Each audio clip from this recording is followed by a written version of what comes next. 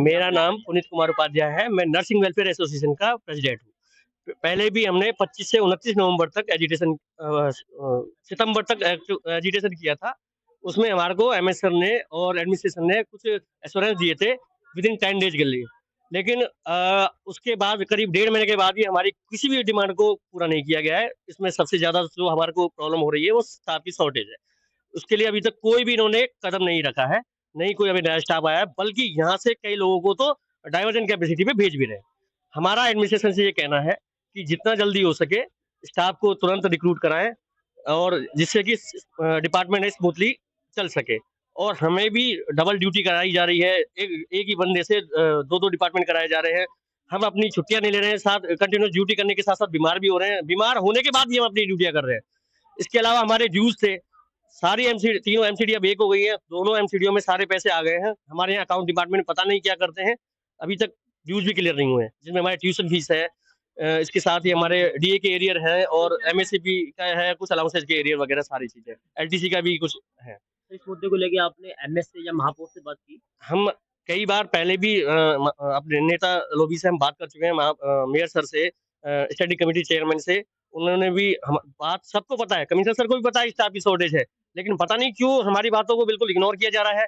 और सबको पता है कि हम हॉस्पिटल की बैकबोन है, हमारा से ही बहुत सारी चीजें चलती है हॉस्पिटल में। हम भी नहीं चाहते कि हमारा अस्पताल या पेशेंट हमारे सफर करें, लेकिन मजबूरन हमें हमारे भी कुछ राइट है, तो हम इसके लिए आगे आए हैं कि हमारी डिमांड को, हमने भी काफी पेशेंस रखा है। 1.5 महीने के बाद हमने आके एजिटेशन स्टार्ट किया है।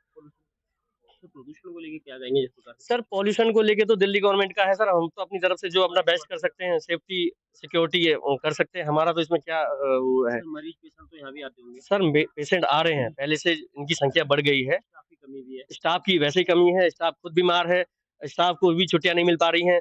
तो पॉल्यूशन तो सब कंट्रोल होना चाहिए। इसमें तो खैर सबका ही साथ है, इसमें हम भी साथ हैं इस चीज़ें कंट्रोल करने के लिए।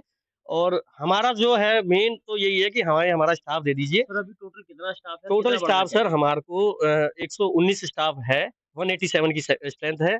इनमें से भी कई लोग डाइवर्जन कैपेसिटी पे, कोई छुट्टियों पे, कोई इधर-उधर जा चुके हैं, कई छुट्टियाँ भी लेते हैं, जैसे डिलीवरी मैटरनिटी लीव वगैरह पे भी गए हुए हैं। वैसे ही एक बिल्डिंग पूरी एमसीएच ब्लॉक बना दिया है, उसकी सैंक्शन पोस्ट नहीं हुई थी। इस हिसाब से हमारे पास 300 स्टाफ तो कम से कम होने चाहिए थे। इन्होंने सैंक्शन कर रखी है 187 और है 119। तो करीब 150 से ज़्यादा स्टाफ हमारे पास शॉर्टेज है। नर्सिंग सिस्टर का तो ये हाल है, 59 पोस्ट में से केवल 1 नर्सिंग सिस्टर है, 58 पोस्ट खाली है वहाँ पे।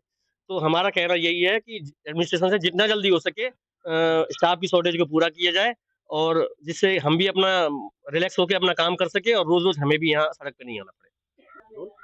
सर क्या नाम है आपका? मेरा नाम सचिन है, मैं एक नर्सिंग ऑफिसर हूँ। सर ऐसा क्या है, पिछली बार भी आपने अधिकारियों को रिटर्न में शिकायत दी थी, ऐसा क्या है कि अधिकारियों के कान पर जू नहीं रेंग रही? आप तो फिर सड़कों पर सर ये तो बड़े ही दुखद घटना है कि अब तो ट्रिपल इंजन सरकार है। पहले तो हम लोगों को ये इन्होंने आश्वासन दिया था कि जी हमारी जो सरकार है उसकी केंद्र से कभी तालमेल नहीं बनती या राज्य से तालमेल नहीं बनती।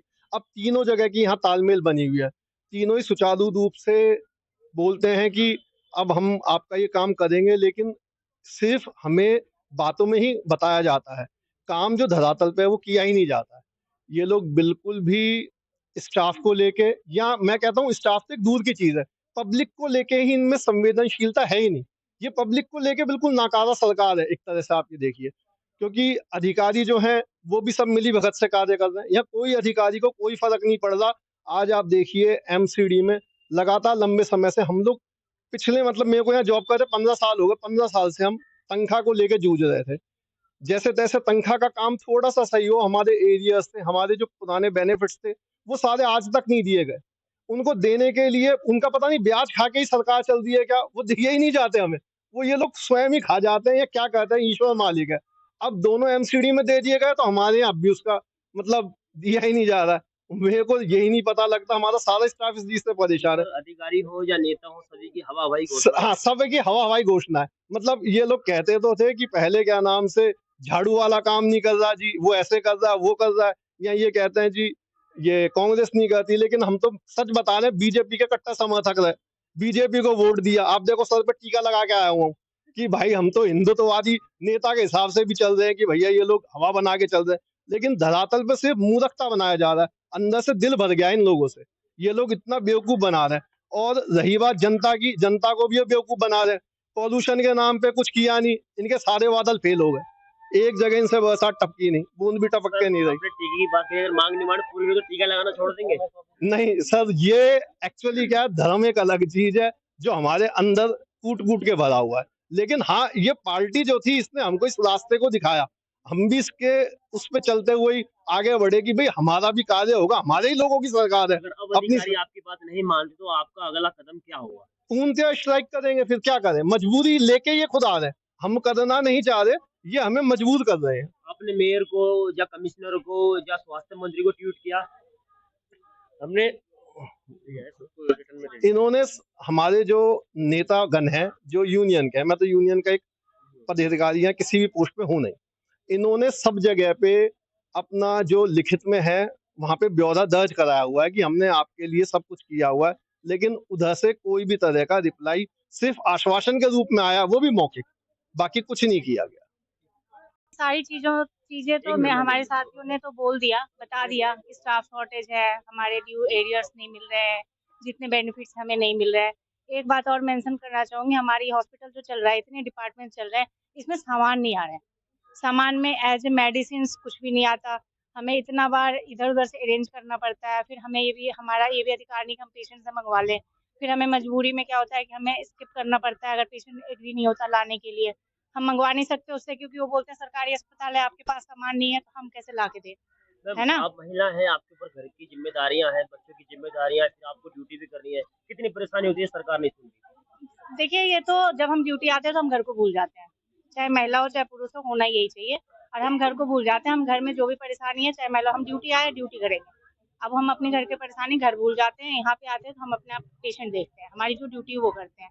सबसे बड़ी प्रॉब्लम यही है कि इतना, एक तो स्टाफ की शॉर्टेज, ऊपर से सामान की इतनी शॉर्टेज।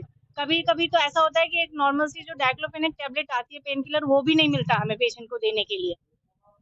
दिल्ली की मुख्यमंत्री एक महिला है, आप एक महिला है, क्या कहेंगी? उनको संदेश क्या देंगे? संदेश तो यही है कि महिलाओं की शक्ति बहुत होती है, वो चाहे तो बहुत कुछ कर सकती हैं, बस उनके उसमें आना चाहिए कि हमें करना है।